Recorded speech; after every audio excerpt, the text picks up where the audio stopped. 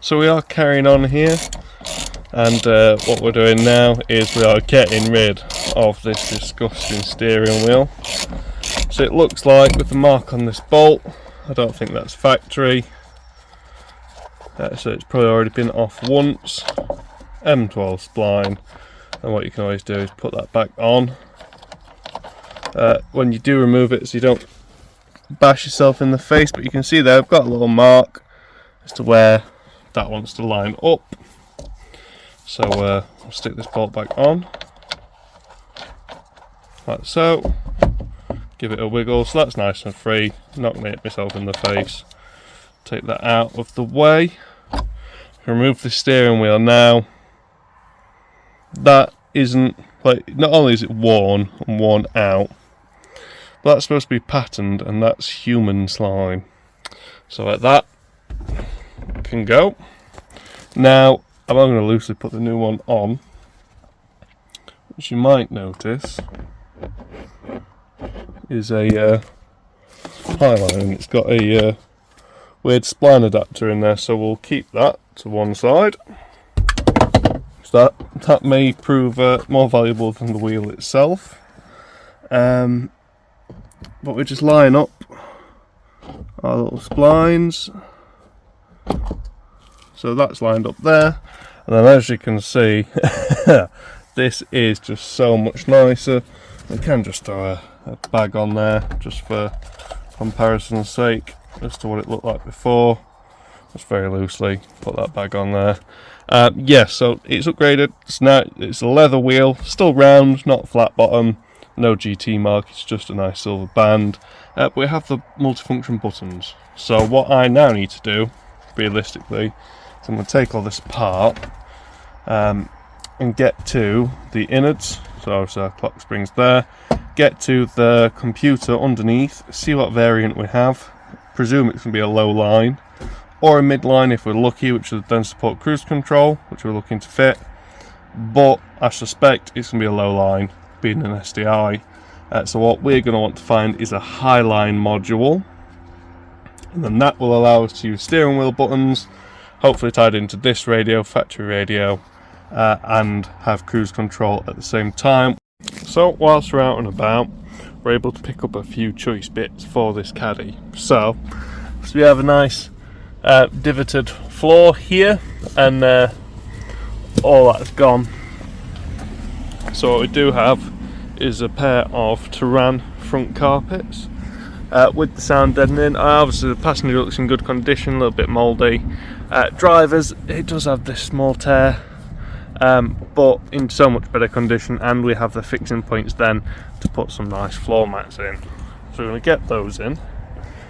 We now have bolts for the seat rails, but we'll be taking all of these back out to fit the carpets, so that's fine. We have a Highline steering wheel control module, so this should allow us to use these and our cruise control switch, which we have here. The wiring for that should already be ran, being a 2010. And then what we have here is this one, this little airbag connector thing. Now that matches our original, that's the one that came off the van, but this one has the addition of this little plug, which plugs in right there.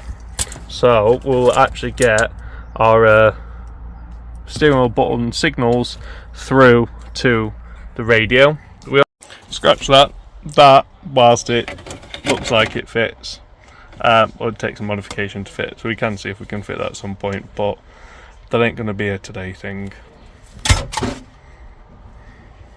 So we're stuck with that for now.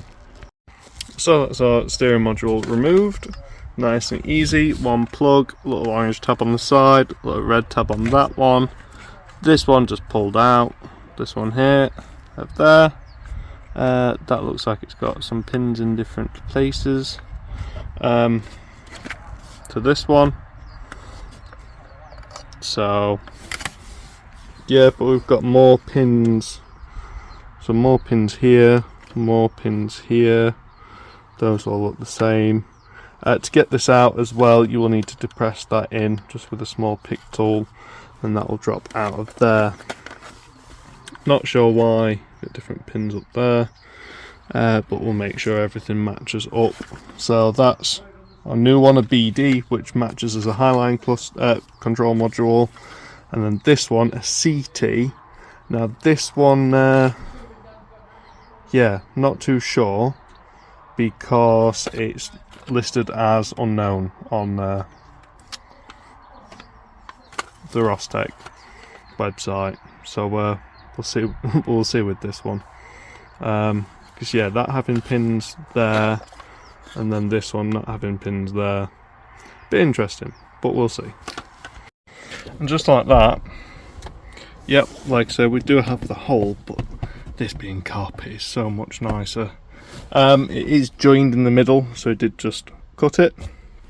I'm going to take this trim out because I need to get this out, because that I'm not cleaning in here. That wants to come out. So we'll be taking that out and then putting that back in properly. I just want these seats in, bolted in ASAP, so it's one less thing I have to think about. So all this is now buttoned up as it should, as well as our cruise control stalk there. Hopefully our steering module is okay, so that'll be fun. Yeah, so that's where we are now. We have carpet in this side and it looks amazing. It looks so much better than what was in it, which was rooted, like I say. So, and there's no massive crater here now. It's there's still a bit of a dip, obviously this is used, but so much better. And after a hoover and like a tidy up and that, even better still. But yeah, that steering wheel makes a world of difference, doesn't it? Actually being leather.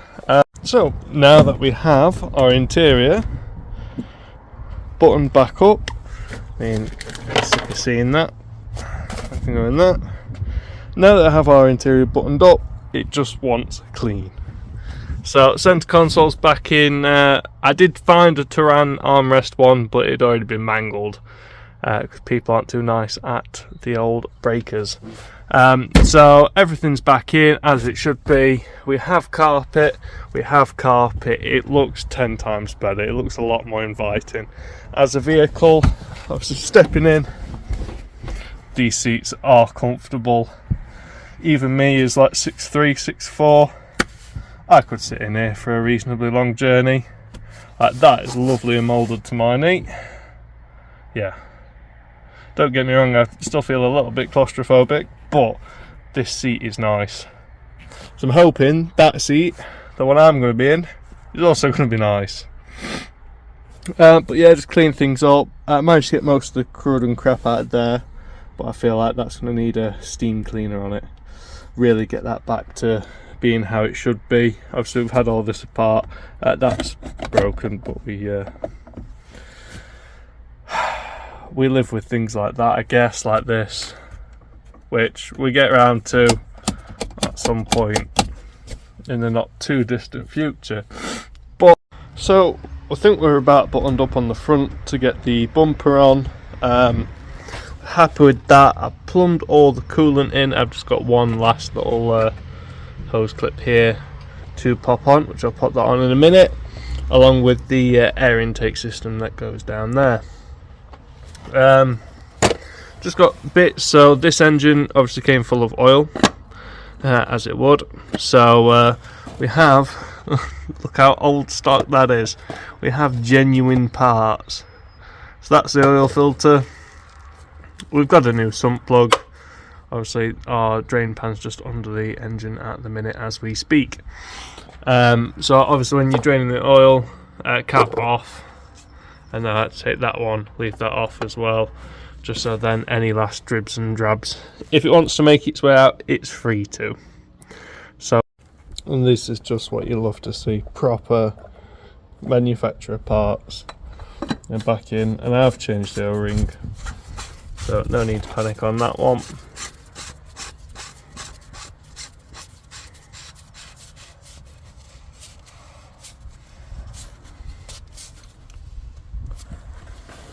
So looks like it's going down nice and evenly. New sump plugs in, so now I'm going to tighten this up, not too tight because it's only saying there 25.5 newton meters. I'm guessing it's rather specific if that's what it is. However, I'm just going to tighten it. So what we've got now is we now have our burp jug up there on the coolant system. Just double checked all of the hoses, they're all fine. So now obviously using this jug, it's going to raise the highest point in the system, and after we've filled it there with some nice G12, which we're now going to let burp and bubble through.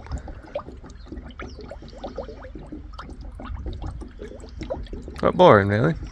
But yeah, so we're going to let this do its thing whilst we tackle things like putting the auxiliary belt back on and routing the line for this power steering pump correctly, and also getting the drive shaft bolts back in and making sure the exhaust bolts are up tight as well, because we could only access 2 from this side and only with a 1/4 inch ratchet, so we really want to make sure they're tight. So here we are, everything back together. As you can see there, we're full of nice fresh oil. Now I filled that right to the top, even though it's not technically on level ground, because that filter housing is empty, and we will crank this over without the fuel pump running, just to verify that we have good crank, engine sounds healthy, and that we build oil pressure before starting. So we've got a new filter in there, new filter in there. We've skipped this one for now just because I do really want to replace these lines, and I really want to replace the filter, so it's going to push me to do those lines and not forget about it. Have coolant, obviously we have, you know, squeezed pipes. There's still always going to be a little bit of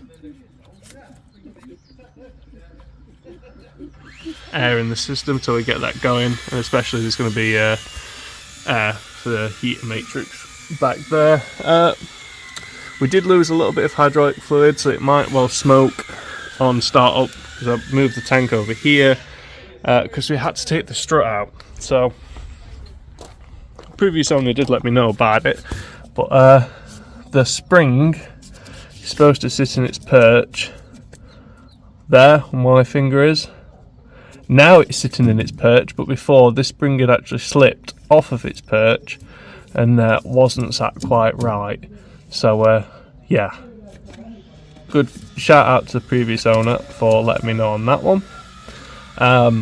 But yeah, so all I did, undid that drop link, undid the 3 bolts at the top, and then that gave us enough room with the strut down and free and around it to get some spring compressors on it, just to compress this just enough to get that sat back on its perch and get the spring compressors off, because obviously you've got this lip at the bottom. So what we're going to do now, got the fuse out there for the fuel pump, should be 43, which is that far right hand one. So when I put the ignition on, didn't hear fuel pump, so that's good. We're going to have a load of errors. We are in neutral, so I'm just going to crank it a little bit, see if we can't build some oil pressure.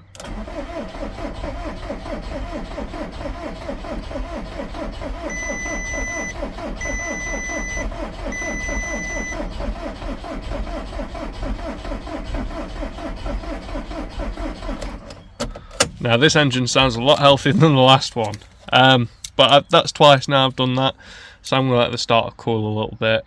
Then I'm going to get that fuel pump relay in. I'm just going to go grab my laptop so I can have VCDS ready to go to have a look at what kind of faults we've got, and also measure coolant temp, because we have no gauge on this one. So yeah, I'm going to go run and grab the laptop, and then yeah, I'm going to try prime the fuel system, see if I can't get it to start. Well, there we have it. A bit of easy stuff. It's up. It's running. But we have lifted. The clutch works. I think I've got some work to do with this trim. Rubbing ever so slightly. Better. yeah, changed a bit, but they didn't expect to see that. So she's a runner. Got it running up now, running it up to temp so I can bleed the coolant system. But yeah.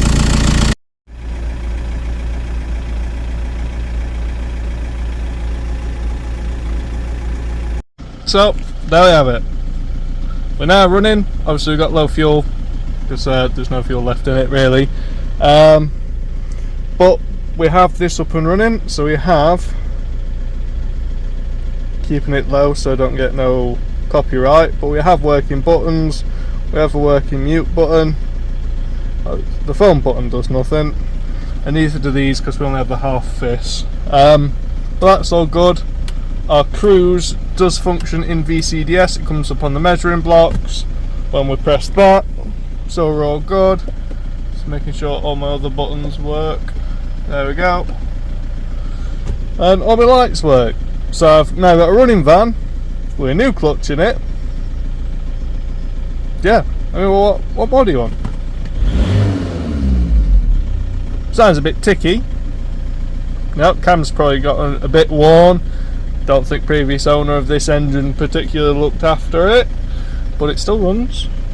We've got no check engine lights. It actually fired up, which is delightful, and I've taken it for a very short drive on private land, and we're all good.